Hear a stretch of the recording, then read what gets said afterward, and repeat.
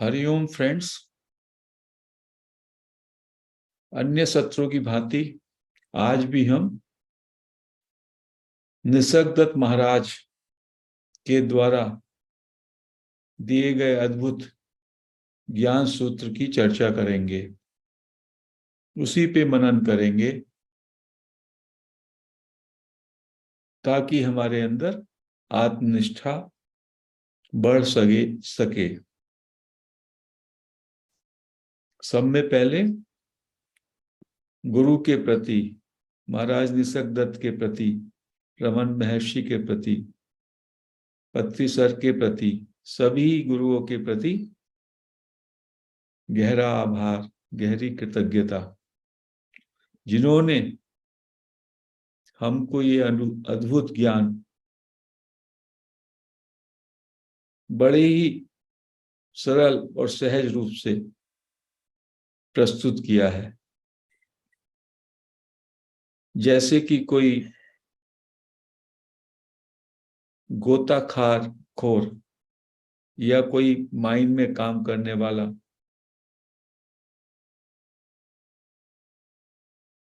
कितने वर्षों से लगा रहता है मोती को ढूंढने में या माइन से डायमंड को निकालने में, और उसको तराशता है और फिर वो डायमंड या वो मोती आपको एकदम उपलब्ध हो जाए, तो आपने क्या परिश्रम किया? आपने तो उसको अनमोल रतन को बस प्राप्त कर लिया। तो ऐसे ही ये गुरु भगवंत कृपा के कारण जो उन्होंने अपने तप से, अपने दीर्घ साधना से जिसको अमोलक रत्न को प्राप्त किया, उस अमोल रत्न को करुणा के कारण, क्योंकि वो कृपा सिंधु हैं, तो ऐसे ही दे देते हैं। और वो कृपा सिंधु हैं, वो ऐसे ही देते हैं, और हम अज्ञानी हैं, हम संसारिक हैं, तो हम उस अनमोल रतन की वैल्यू नहीं समझते। जैसे कि एक कहानी है, एक कथा है, कथानक है कि एक चर्मकार, या कहीं पे कहते हैं एक धोबी, धोबी घाट पर, उस पर एक पत्थर था, बड़ा सा पत्थर, और उस पर ही वो जो है कपड़ों को पटकना पड़ता था पहले घाट पे, ताकि वो साफ हो जाए, स्वच्छ हो जाए। और ऐसा ही उसके पिता ने किया, दादा ने किया, और वो पत्थर उनका बहुत पुराना पत्थर था, उसी पे करते थे। उसको अभी कोई देखने आता है, उससे मिलने आता है वहां पे, तो एक कोई फ्रेंड है उसका, कोई मित्र भी है, और कुछ कपड़े भी उससे धुलवाता है।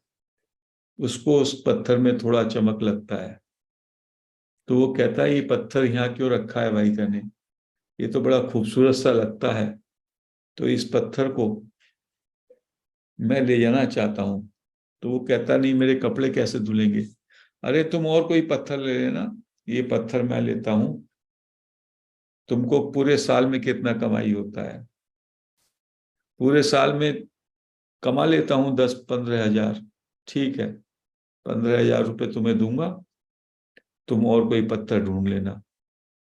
वो कहता है मैं घर पे पूछ के बताऊंगा, परिवार से विचार विमर्श करके। कुछ 1-2 दिन वो विचार विमर्श में लगाता है, तो दूसरा दूसरा कोई व्यक्ति आता है जो कि साहूकार के पास काम करता है, साहूकार का कोई नौकर चाकर।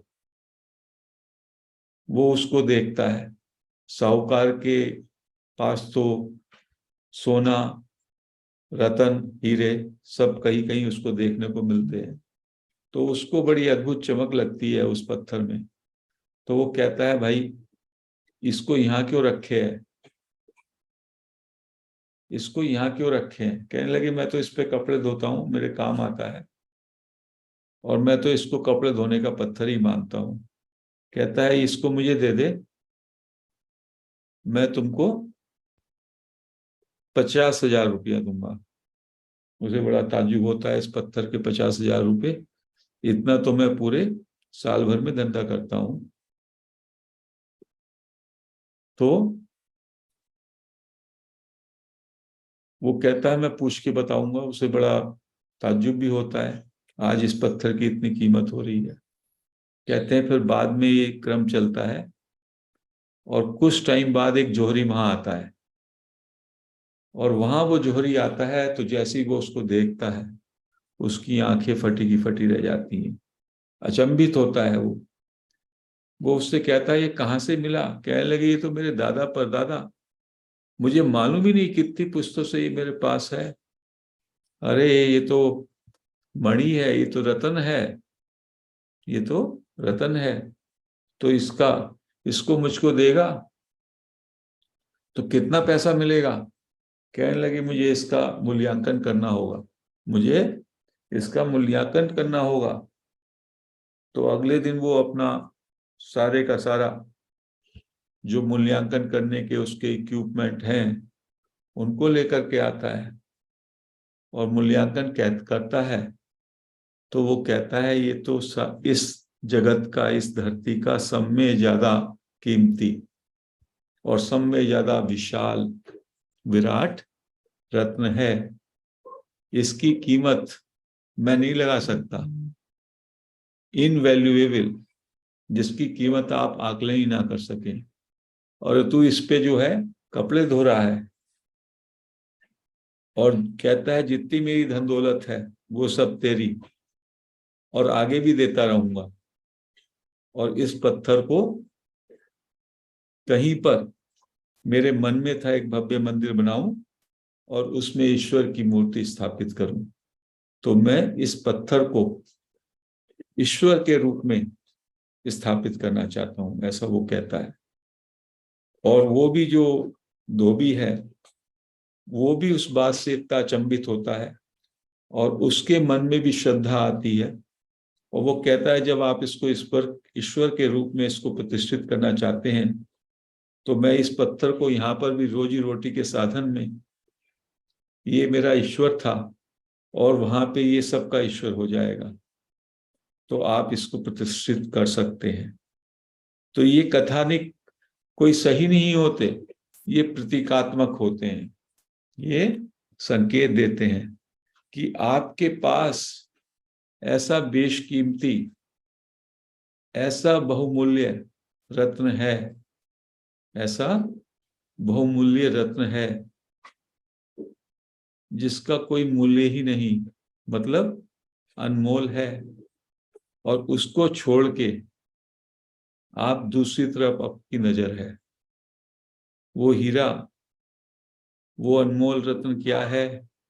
यही यही सूत्र, यही सूत्र जिसका हमने जिक्र किया, अद्भुत सूत्र मैं हूं, यही वो अनमोल रत्न है, यही अंतिम सत्य है। ये जान लीजिए, होनेपन का बोध, ये सबसे ऊंचा ज्ञान। बहुत पावरफुल है ये ज्ञान। इसको ऐसे समझें कि हमारे अंदर, हम में से प्रत्येक परमात्मा है, हम सभी परमात्मा हैं। परमात्मा के साथ साथ हम अपने को शरीर भी मानते हैं। वास्तव में तो हम परमात्मा हैं, लेकिन भ्रम के कारण, भ्रांति के कारण हम अपने को शरीर मानते हैं। तो परमात्मा होना तो हमारा स्वभाव है, और अपने को देह मन बुद्धि इंद्रियां ये जो मानते हैं ये प्रभाव है। तो क्या करना है? बस स्वभाव में दृढ़ता आ जाए, स्वभाव में दृढ़ता आ जाए। स्वभाव में निष्ठा आ जाए, पर भाव से जो जुड़े हैं, जो स्वभाव से हटके है, उससे जो चिपक गए हम, शरीर से, मन से, बुद्धि से, इंद्रियों से, और उसके कारण सारे संसार से जो हम चिपक गए हैं, ये प्रभाव है। और जो आपके अंदर वो मणि है, अनमोल रत्न है, जो आपका स्वभाव है, जिसको कहा मैं हूं का सत्य, यही तो सत्य है होने का, और यही ज्ञान है, अखंड ज्ञान। ये हैपन का मतलब है समस्त अस्तित्व। ये केवल आपका अस्तित्व नहीं है, ये समस्त अस्तित्व को रिप्रेजेंट करता हैपन। तो बस सहज हो जाएं, स्वभाव में आ जाएं, अपने में निष्ठा हो जाए। अभी आपकी प्रभाव में निष्ठा है, अभी आप प्रभाव से जुड़े हैं। पर भाव, स्वभाव में, कहते हैं ना, बहुत सारे लोग पहले विदेशों में धन कमाने जाते थे। कोई कहता था अरे यार अपने घर का ही धंधा करो, घर में ही सब कुछ है, ऐसा बुजुर्ग कहते थे, घर में ही सब कुछ है। तो घर में होना ये है स्वभाव, अपने में होना। और दूसरों में मान्यता करना ये है माया। जो जाति आती है, जो हमेशा नहीं टिकती, जो हमेशा नहीं टिकता, वो माया। और जो हमेशा जैसा का तैसा रहता है, वो हैपन, वो हैपन। और जो जाता आता रहता है, वो है नहीं है, वो असत, और हैपन है सत। तो हैपन है आपका स्वभाव, और असत है आपका प्रभाव। तो सत असत को जुड़ जाता है, तो हो जाता है चित्त जड़ ग्रंथि, जिसका हमने चर्चा किया। तो अपने स्वभाव में आने में कितना टाइम लगता है? आप तो अपने स्वभाव में हमेशा हैं, ऐसा एक क्षण भी नहीं। जब आप अपने स्वभाव में, या होते नहीं हैं, हमेशा आप होते हैं, लेकिन होने के साथ प्रभाव भी आप पर प्रभाव डाल देता है, प्रभाव भी आप पर प्रभाव डाल देता है। उसी को कहा माया का प्रभाव। और उसमें अपने स्रोत से, अपने वास्तविक स्वरूप से, अपने स्वभाव से ओझल हो जाते हैं। तो जो आपका स्वरूप है हमेशा ही, जो आपका स्वभाव है परमात्मा, बस उसके प्रति सचेत होना है, उसके प्रति जागरूक होना है। वैसे तो वो स्वयं में जागरूकता है। ये जो हम कह रहे हैं, ये कहना भी पूरी तरीके से एक्यूरेट नहीं है, लेकिन प्रभाव से हटने के लिए ये कहना पड़ता है, भाई स्वभाव में आ जाओ, स्वभाव में ही लीन रहो, अपने में ही निष्ठा रखो।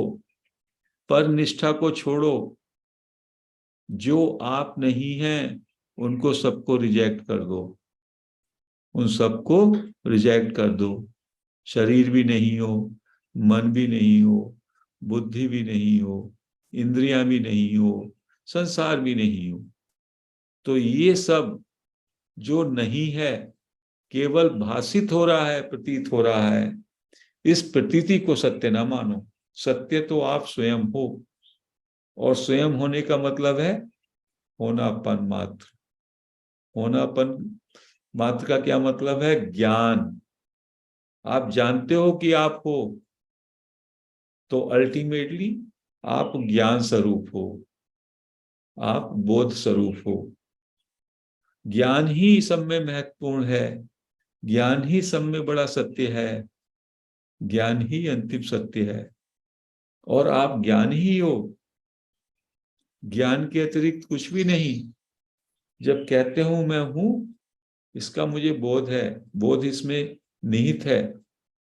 और जो भी आपके चारों तरफ चराचर सृष्टि है, जो माइक भी है, कम से कम माई मीन्स जिसपे माया का प्रभाव है, उसका भी आधार ये ज्ञान ही है। ज्ञान ही ऐसा आधार है, ज्ञान ही ऐसा प्रकाशक है जो सबको प्रकाशित करता है, जो सब जगह निहित है। ज्ञान ही ज्ञान और अपने में निराधार है। ज्ञान सबका आधार है और स्वयं निराधार है।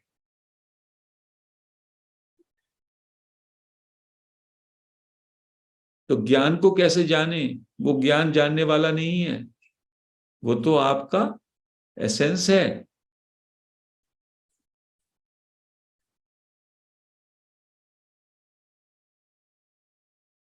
उसका केवल बोध होता है। बोध भी कैसे होता है कि आप हमेशा लबालब वो ज्ञान आप में भरा रहता है। तो शरीर में है आप, और ये आई एमनेस में एक कंटेनर है, एक कोई बर्तन है, उसमें बर्फ डाली तो बर्फ की शीतलता उस कंटेनर को भी अनुभूति देगी ठंडापन की। उसमें गर्म पानी डाला कंटेनर में तो गर्मी का भी उसको अनुभूति होगा। ऐसे ही ये शरीर है, शरीर में ये आई एमनेस होनापन, इस हैपन की, अस्तित्व की अनुभूति के लिए शरीर है। तो ये लगातार ज्ञान से भरा रहता है। ज्ञान ज्ञान ज्ञान, बस एक ज्ञान ही सच्चाई है। हैपन और ज्ञान अलग नहीं है। जो जो भी आप देख रहे हैं, जो जो भी सुन रहे हैं, जैसी कहते हैं सुन रहे हैं, है उसमें ज्ञान ही है। कोई चीज बिना उसके ज्ञान के क्या आप महसूस कर सकते हैं? महसूस करना ही ज्ञान है। तो सबका जो एसेंस है वो ज्ञान है, ज्ञान मात्र, बस यही सत्य है। बाकी जो कुछ ये प्रतीत हो रहा है, आप कहते हैं आकाश, तो आपको आकाश का ज्ञान हो गया। आकाश को छोड़ दीजिए थोड़े टाइम के लिए तो ज्ञान रह गया। दूसरे व्यक्तियों का ज्ञान, तो दूसरे व्यक्तियों को छोड़ दीजिए तो उसका भी ज्ञान। तो ज्ञान नहीं तो कुछ नहीं, और ज्ञान है तो वही सबका आधार है। कुछ भी ऐसा नहीं है जो बिना ज्ञान के है में आ जाए। जो कुछ है उसका आधार, उसका प्रकाशक ज्ञान ही है। तो आई एम का दूसरा नाम ये ज्ञान ही है। ज्ञान अखंड होता है और ज्ञान बहुत बड़ा है, ज्ञान बड़ा विकराल है। अभी उसका ज्ञान का आपने विकराल रूप देखा नहीं, विराट रूप देखा नहीं, जो कि आप स्वयं हैं। सारा ब्रह्मांड में अभी कहता हूं, और ज्ञान के एक क्षण में आप उस ब्रह्मांड का आपको बोध हो जाता है, अनुभूति हो जाता है। ज्ञान, जैसे ही मैंने ब्रह्मांड कहा, जो मैंने अभी तक बोला, जब से शुरुआत की, वो अभी इसी क्षण, जैसे मैं कहूंगा जो मैंने अभी बताया आपको, उसका आपको ज्ञान इसी क्षण में। तो ज्ञान की एक छोटी सी बूंद में सब कुछ समा जाता है। ज्ञान तो इतना विराट है और वही आपका स्वरूप है। जो जाना जा सकता है उसका ज्ञान, और जो नहीं जाना जा सकता अज्ञात का भी ज्ञान। ज्ञान बड़ा विराट है और आप तो ज्ञान स्वरूप हो। और ज्ञान अखंडित होता है, ज्ञान का खंडन नहीं होता। आप जिस भौतिक ज्ञान की बात करते हैं वो सूचना मात्र है। भूगोल का ज्ञान, इतिहास का ज्ञान, बायोलॉजी, साइंस, तत्वों का, भौतिक पंचभूतों का ज्ञान, वो सूचना मात्र है। आत्मज्ञान का मतलब होता है कि आत्मा ज्ञान स्वरूप है। अष्टावक्र कहते हैं आप तो बोध स्वरूप हैं।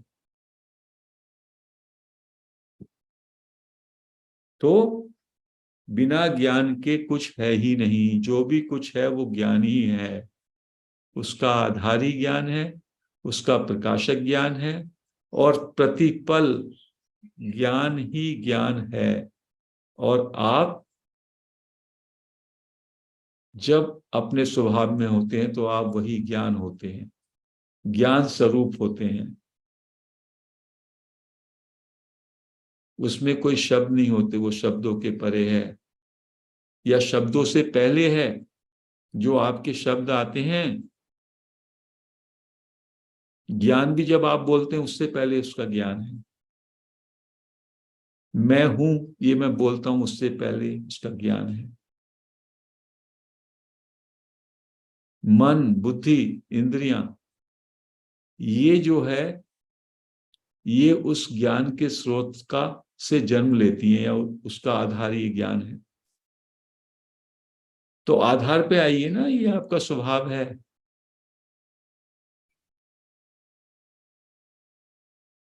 आप जब ज्ञान का सूरज की तरह हैं तो आप किरणों में क्यों फंसे हैं, सूरज की किरणों में क्यों फंसे हैं? लबालब ज्ञान है आप, और उसका मतलब है हैपन।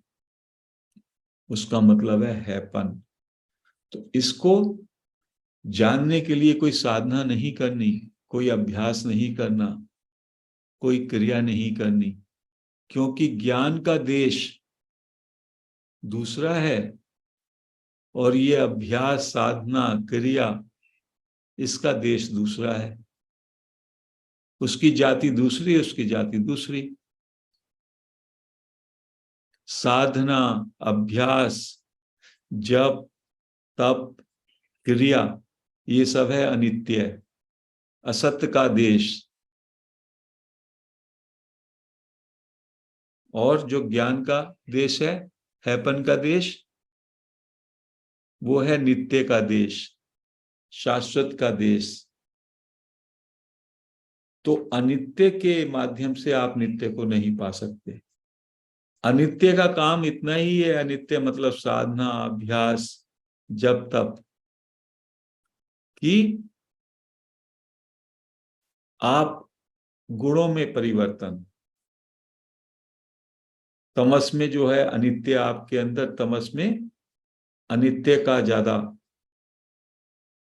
जड़ता ज्यादा है, रजस में क्रियाशीलता ज्यादा है, और सतोगुण हो जाते हैं आप तो उसमें ग्राह्यता ज्यादा हो जाती है सतोगुण में। तो अनित्य, असत से आप नित्य को नहीं पा सकते, लेकिन कहीं ना कहीं उसका उपयोग रहता है, केवल इतना। तो ज्ञान मार्ग में it is a direct jump, mount Everest पे इमीडिएटली जंप। निसर्गदत्त महाराज ने आपको हेलीकॉप्टर दिया, हेलीकॉप्टर में बैठो और जो है लाइक ए पैराट्रूपर एवरेस्ट पे कूद लो। क्या है वो? हेलीकॉप्टर या एयरक्राफ्ट? आई एम, मैं हूं। इसको शब्दों के बियॉन्ड जानो, शब्दों से पहले जो ये आई एम है, जो आपकी उपस्थिति है, जो आप ज्ञान स्वरूप हैं, इस ज्ञान स्वरूप को बस, इस ज्ञान स्वरूप में पूरा निष्ठ हो जाओ। यही है आत्मनिष्ठा, स्वनिष्ठा, स्वभाव में रहना, उसमें बस लीन हो जाओ। और बाकी जो कुछ है वो कूड़ा कचरा है, वो स्वप्नवत है, वो स्वप्न मात्र है, जो हमेशा टिकता नहीं, जो जाता आता रहता है। उससे क्या जुड़ते हो जब आप शाश्वत हो? आप तो हमेशा ज्यों के त्यों रहने वाले हो, शाश्वत, अमर, अखंड ज्ञान जो भासित हो रहा है, जो प्रतीत हो रहा है, उसको आपने यथार्थ मान लिया। जैसे रज्जु में सर्प देख लेते हैं, रज्जु में सर्प देख लेते हैं, तो है तो रस्सी ही, लेकिन भ्रांति के कारण उसमें हमने सर्प का आरोप कर दिया। तो इस ज्ञान के आधार पर ही हम आकाश, धरती, अनेक प्राणी, वस्तुएं, ये सब हमको भासित होती हैं। उन सब का आधार, उन सब का स्रोत ये हैपन, ये ज्ञान है। और वो आप स्वयं हो, परमात्मा आप स्वयं हो। तो बस इस बात को बार बार बार बार, इस सत्य को, इस सत्य में जियो, परमात्मा भाव में जियो। हमसे गलती क्या हुई है? हमारी पढ़ाई उल्टी हो गई, जन्मों जन्मों का काम है। आप तो पापी हो, पाप को खत्म करने के लिए पुण्य करना है, ये जप करना है, ये तप करना है, आप अपने को शुद्ध करना है। अरे आत्मा तो हमेशा शुद्ध है, आत्मा तो निर्लेप है। ज्ञान कभी अशुद्ध होता है क्या, जो आपका स्वरूप है? और शरीर को कभी आप शुद्ध कर सकते हो? मन को कभी आप शुद्ध कर सकते हो? होगा ही नहीं, हो ही नहीं सकता। कितनी सफाई कर लो, शरीर को तो मैली का थैला कहा। तो ये जो है सुपरफास्ट तरीका है जो कि निसर्गदत्त महाराज ने दिया। इसमें क्या करना है? जो कुछ भी करना है उसे छोड़ दो, जो भी सोचते हो उसे छोड़ दो, जो जो असत है उसको छोड़ दो, जो जो जड़ है उसको छोड़ दो, जो भी ट्रांजिटरी है, अनित्य है, उसको छोड़ दो। तो नित्य स्वयं ही प्रकट हो जाएगा, जो कि आपका स्वभाव है, जो कि हैपन है, जो कि अखंड ज्ञान है। निसर्गदत्त महाराज कृपा से, बड़ी अपनी कृपा से, करुणा से द्रवित होकर के हमको ये अद्भुत सूत्र दे रहे हैं। और हम सबका बड़ा ही सौभाग्य है कि हम उस सूत्र में हमें रस आ रहा है, लगातार उसको सुन रहे हैं। सुनते सुनते ही ये बोध गहरा जाएगा, ये बोध गहरा जाएगा। फिर ना तो कुछ जानने के लिए रहेगा, ना कुछ पाने के लिए रहेगा, ना कुछ करने के लिए रहेगा। क्योंकि जो भी वो कुछ है वो प्रतीति मात्र है, वो एक स्वप्न की तरीके से है। जैसे सोते हुए आपको स्वप्न में रस आता है, जब आप जाग जाते हैं तो वो कहते हैं तो स्वप्न था। ऐसा ही हो जाएगा। और वही रियलाइजेशन है, वही बोध है, वही ज्ञान है, अंतिम ज्ञान है। तो हम इस सूत्र को, जो ये महाराज ने हमें अनमोल सूत्र दिया है, इसकी वास्तव में इसकी महत्ता को समझें, इसके अनमोल स्वरूप को समझें, और अपने स्वभाव में, अपने आत्मा में, अपने होनेपन में निष्ठा रखें।